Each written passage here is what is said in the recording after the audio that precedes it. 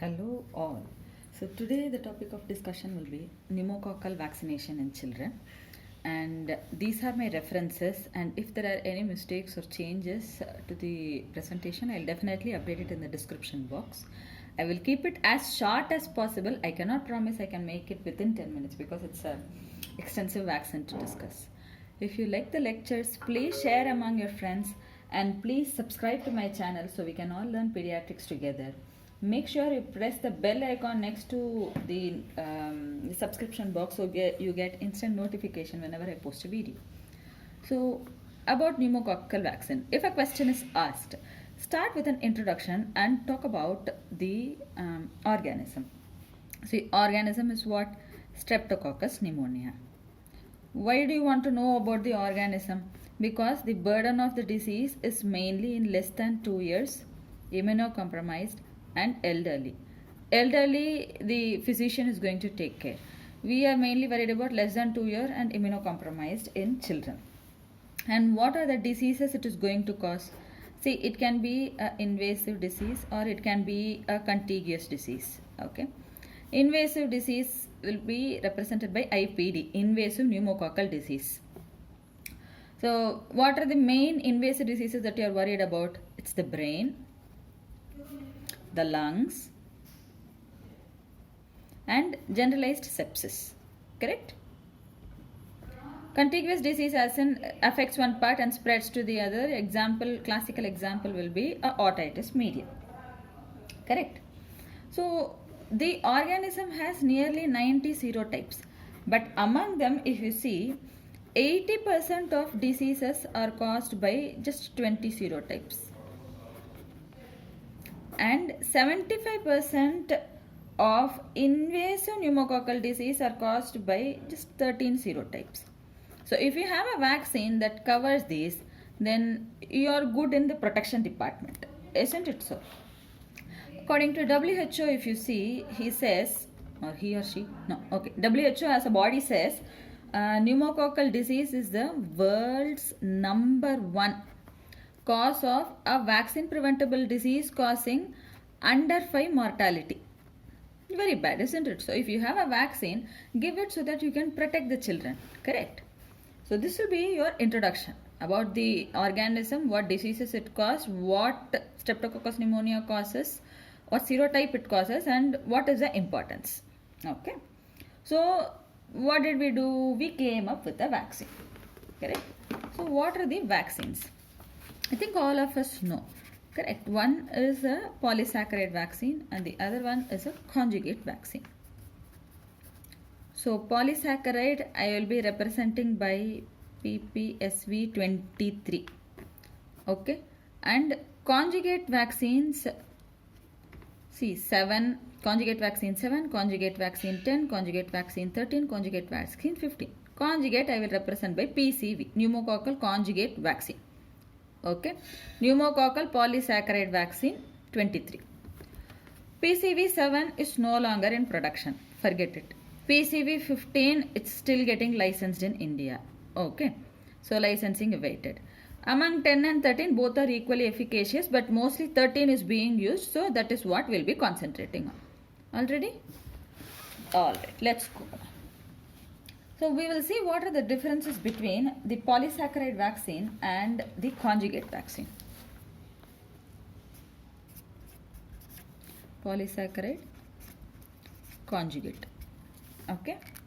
So, polysaccharide is PPSV23, conjugate PCV13. I am going to be talking about these. So, polysaccharide, whenever you are writing a difference between these two, complete off the differences between commonly a conjugate vaccine and a polysaccharide vaccine. See, polysaccharide vaccine can be given only about 2 years of age, whereas conjugate vaccine can be given from the approved age, which is 6 weeks. Correct? Approval is from 6 weeks for a conjugate vaccine. Then no immunological memory will be present because it is a polysaccharide. Only a protein carrier can induce a immunological memory. Okay. And then, so no immunological memory, no long-term protection. Whereas here there is long-term protection. Apart from this, if you see this polysaccharide vaccine does not give herd effect, and does not abolish nasopharyngeal carriage. Okay, whereas these two do this. Okay, so these are the common differences or related to a conjugate and a polysaccharide vaccine. Specifically, if you see, this has got 23 serotypes. Okay, whereas this has got 13 serotypes. As the name suggests, PCV 13, PPSV 23, correct? And 25 microgram of the polysaccharide of each 23 serotypes. Whereas this has 13 serotypes, and in 13 serotypes, if you see, 2.2 microgram of 12 serotypes and 4.4 microgram of 6B type. I am not naming the 12 serotypes. Okay, so 6B type alone, it has got 4.4 grams, whereas rest it is 2.2 gram. Clear? Okay, next point. Polysaccharide can be given 0.5 ml subcutaneous or IM. Okay, whereas this is given only IM, 0.5 ml IM, comes as a pre-filled syringe. Alright, here maximum 2 doses can be given, because beyond that, hyporesponsiveness, meaning decreased response to subsequent vaccine. This also happens in meningococcal vaccine. Here the number of doses depends on the time you start. Okay, this is not present in national immunization program, but polysaccharide conjugate vaccine is present in national immunization program. So if you want to talk about differences, I think these are the main differences. Okay, now that we have talked about the differences in vaccination, the next topic will be how are you going to give the vaccination? Okay, and I mean schedule, a normal schedule. And why are you giving the vaccination? To give protection. So how is it going to be? Let us see. So the schedule will be, see, multiple countries have different schedules. Okay, if you see, WHO recommends either a 3 primary dose schedule or a 2 primary and 1 booster schedule. Both are equally effective. Okay, what does IAP recommend? IAP recommends a 6, 10, 14 week schedule plus a booster at 12 to 15 months. What does national immunization schedule do? It gives first dose at 6 weeks, second dose at 14 weeks, and booster at 9 months. Okay, in line with the WHO. Okay, the booster recommended by WHO should be at more than or equal to 9 months. So we have given it at 9 months. Okay, national immunization schedule from 2017, note that it has been introduced. Now you have given the vaccination. What is the protection? Is there any serologic correlate? Yes, the serologic correlate will be more than or equal to 0.35 microgram per ml by WHO reference assay. This 0.35 microgram per ml of antibodies will be a collective antibody level, not to specific serotypes. Then you can definitely look at specific serotypes antibody. Okay. So these are the correlates of protection. What are you trying to protect against? You are trying to protect against invasive pneumococcal disease, isn't it so? So let us look at the efficacy. So if you look at the efficacy here, invasive pneumococcal disease against the serotypes that it's vaccinated, it gives approximately 80% protection. Okay, total invasive disease is protected up to 58%, or effectiveness is up to 58% in prevention. What about pneumonia? See, pneumonia, most of the studies they are based upon WHO defined radiological pneumonia. Okay, so what they saw was it protected not only against the definition, the other forms of pneumonia also was protected. Multiple studies will have different definitions, so it is very difficult to compare. So what they saw was beyond pneumococcal pneumonia also it protected. Okay, beyond radiologically defined pneumonia also the protection extended, and the protection was up to 27%. Otitis media wise, secondary to streptococcus pneumonia 56% protection, and all otitis media was protected up to 35%. So now you know it protects at least to some extent, variable, okay, from 20 to 90% or 80%. What is the duration of protection? See, duration of protection, when a long-term study was done, more than 6 years post-vaccination, invasive pneumococcal disease up to 78% it was protected. Okay. So suppose only one dose of vaccination was given. There was 48% protection, even with just one. If 2 are given, 87% protection. If all 3 are given, there was 100% protection. And why PCV 13 and not PCV 10? See, PCV 10 versus 13, if you see, there was increase of 11% extra protection, extra serotype protection. Because basically there are 3 more extra serotypes, right? So, extra serotype protection by PCV 13. Hence, PCV 13 is usually preferred. Okay, so now you have given all this. Now, what are the special situations that you need to consider? Okay.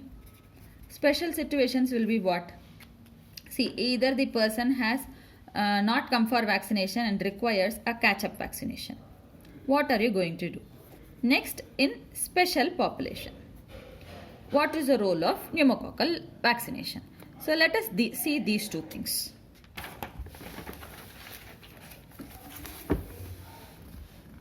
Okay, first we will look at catch-up vaccination. Catch-up vaccination is very simple. See, if a child is going to come between 6 weeks to 6 months, why I am starting at 6 weeks? Because from there the vaccination is approved, correct? So 6 weeks to 6 months, we will see the primary doses and booster doses. Okay, I'll keep it as clean and simple as possible. So you need to give 3 primary doses. How are you going to give 3 primary doses? Similar to 6, 10 and 14 weeks. No, so 4 weeks apart you will give. You will give the booster at 12 to 15 months, or to make it simple, there should be a gap of 6 months at least from the last dose to the booster. Clear? Okay, suppose the child is going to come from 7 months to 11 months. Then 2 primary doses will do. 2 primary doses will be 4 weeks apart. Okay, and booster can be anywhere from 12 months to 23 months, meaning 1 to 2 years. Gap of 6 months. Correct. See, after 1 year, if you are going to give a primary series, the gap should be 8 weeks. Remember that. Less than 1 year, 4 weeks gap. Okay. More than 1 year, 8 weeks gap. So tell me now, if it is going to be 12 months to 23 months, let's go to 5 years. So 1 to 5 years if you are going to give, you will give 2 primary doses, but it will be 8 weeks apart. Okay, and there is no need for a booster. Clear? This will be your catch-up vaccination. I'll run through it again. 6 weeks to 6 months, 3 primary doses 4 weeks apart, and 6 months later 1 booster. 7 months to 11 months, 2 primary boosters 4 weeks apart, and 6 months later a booster. Okay, 3 and 2. 1 to 5 years, 2 primary doses but 8 weeks apart and no booster. Okay, and preferably using the same brand of vaccine that you have started with. If it is not available, you can switch. Try not to avoid the vaccination. And no role for routine vaccination more than 5 years of age. Okay, okay, all right. Next, we will have to look at the special population, correct? See, what are the special population you want to know about? Special population I will divide, because your vaccination scheduling also will divide based upon the type of the special population.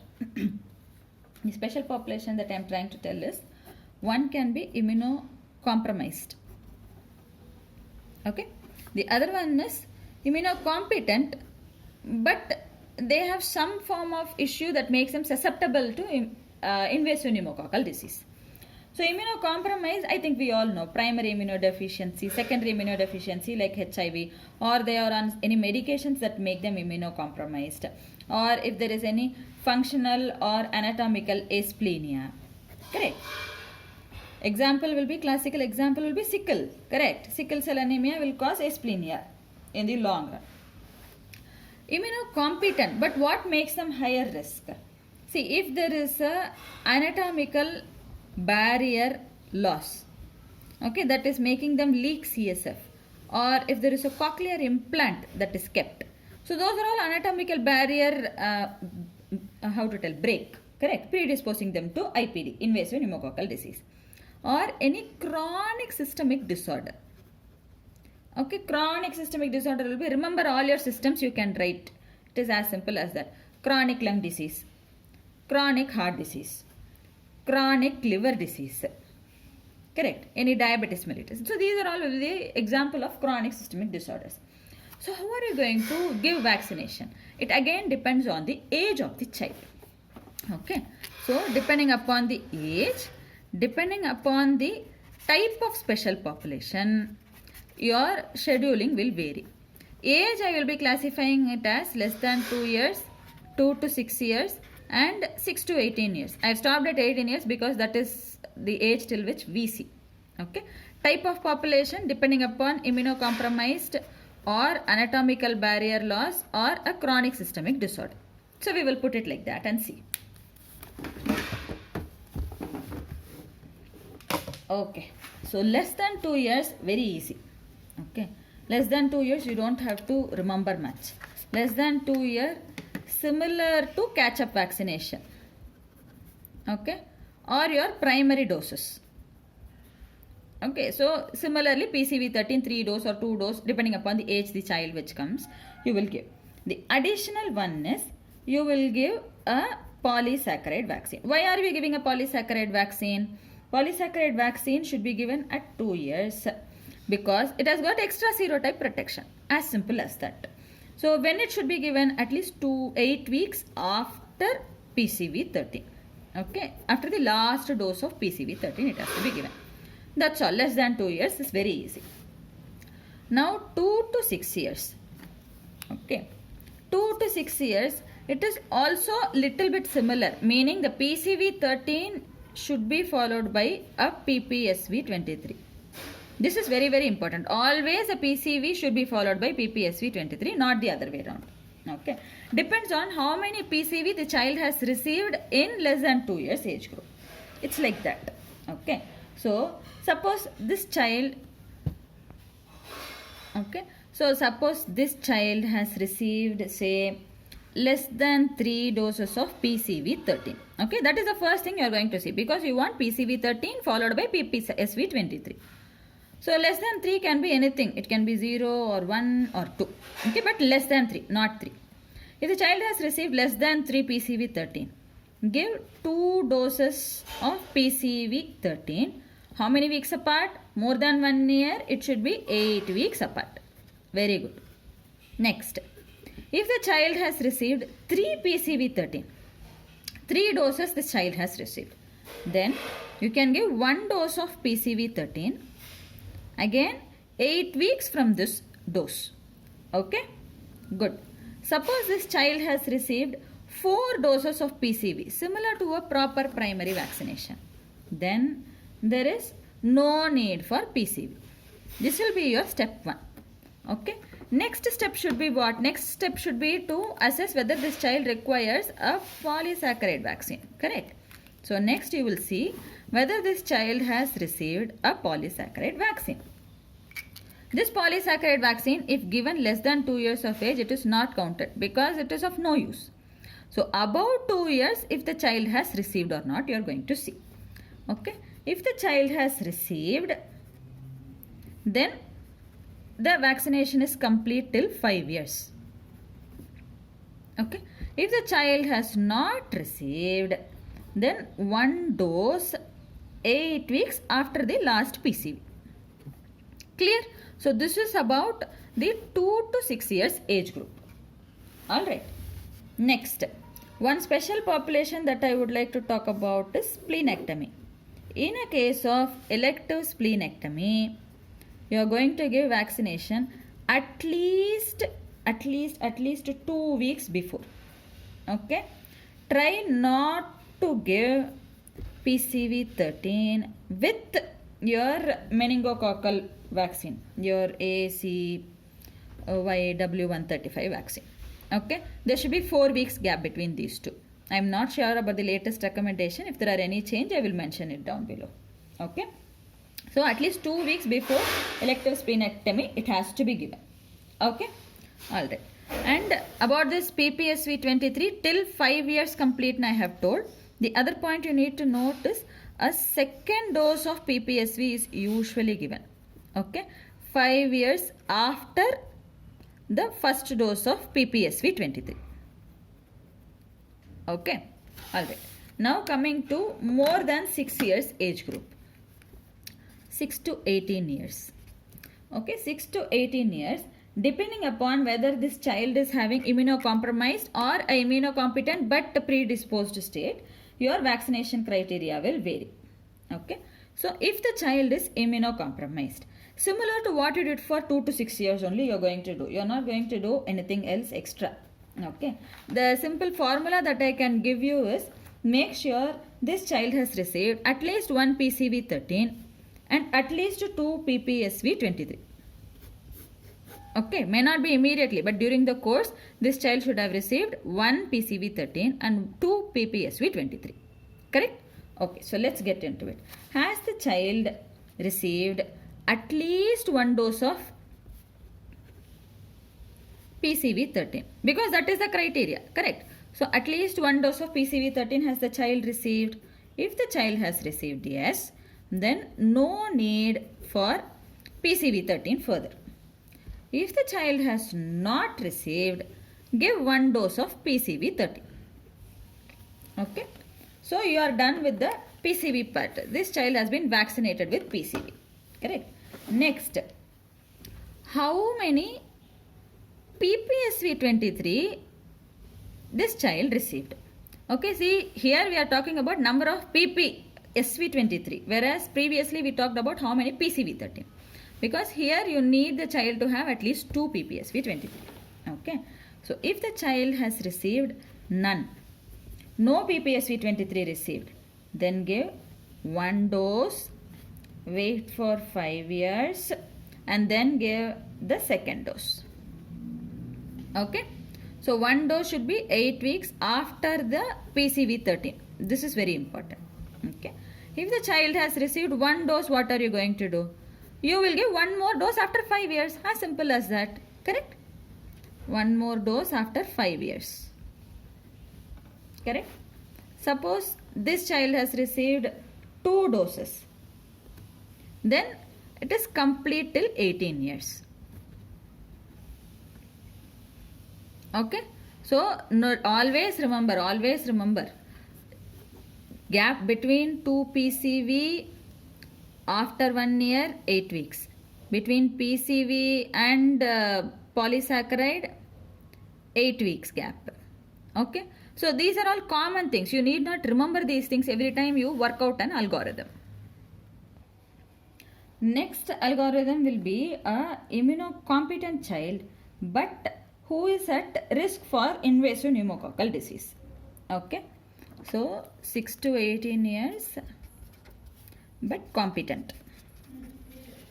Okay. So for this age group, what are we going to do? See, this is also very similar to the other algorithm that we worked out. Okay. The only difference will be, I'll tell you, in cochlear implant and CSF leaks, just a second. Sorry, my son had woken up. Right. Yeah, 6 to 18 years if the child is immunocompetent. If the child is having an anatomical barrier, okay, make sure this child has received at least 1 conjugate and 1 polysaccharide vaccine. Okay. So algorithm I think you can work out now. You get the idea. If the child is having a chronic systemic disorder, more than 6 years, just 1 polysaccharide vaccine will do. Okay. The point that I want to tell is, suppose earlier I told there should be a gap of 5 years between 2 polysaccharide vaccine. Correct? So that generally applies for less than 6 years, 2 to 6 years age group. So 5 years gap is for all disorders.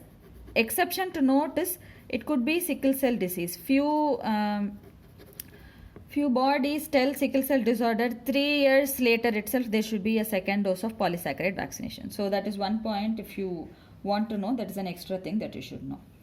So this is about the vaccination scheduling. So now we have given the vaccination, this child is protected, all of those things. Are there any adverse drug reactions that you should be worried about? But adverse drug reaction, local, systemic. As usual, you will divide. Okay. So local things will be your redness, pain, swelling. Yes. Systemic, of course, fever you should write. See, there are few adverse reactions that you should remember for this. Okay. Apart from fever. So fever can be present in 1 in 100 to 1/10 vaccinees. Okay. And similarly, there can be increased or decreased sleep. It can be either in 10% of vaccinees.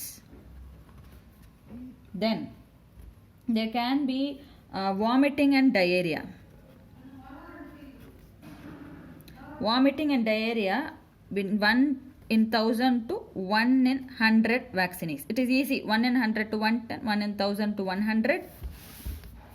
Then there can be hypersensitivity or a CNS manifestation like a fever, convulsion or a hypoxic hyporesponsive episode. 1 in 10,000 to 1 in 1000. Okay. So that's all about the adverse drug reactions. Let me see if I have missed some points. I think that's it. We have covered most of it for today. Thank you guys for your patient listening. I am really very grateful to you guys for listening to this long lecture. And if you have any more points to add, please let me know. I'll definitely update it in description box. Thank you. Please subscribe, share, and all the best.